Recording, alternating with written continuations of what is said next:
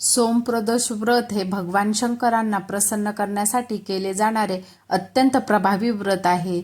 30 मार्च 2026 रोजी येणारा सोमप्रदोष हा या वर्षातील एक अत्यंत शुभ योग आहे.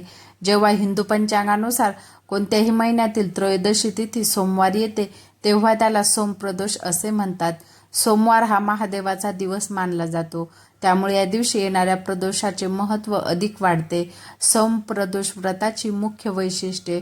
प्रदोष काळ या व्रतातील मुख्य पूजा प्रदोष काळात केली जाते. सूर्यास्तापासून साधारण 45 मिनिटे आधी आणि 45 मिनिटे नंतरचा काळ हा प्रदोष काळ मानला जातो. महत्त्व.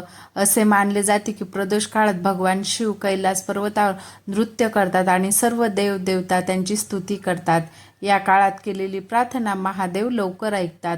व्रत पद्धत. हे व्रत करणारे भक्त दिवसभर उपवास करतात आणि सायंकाळी प्रदोष काळात शिवाची मनोभावे पूजा करतात. व्हिडिओ आवडल्यास व्हिडिओला लाईक करा, शेअर करा.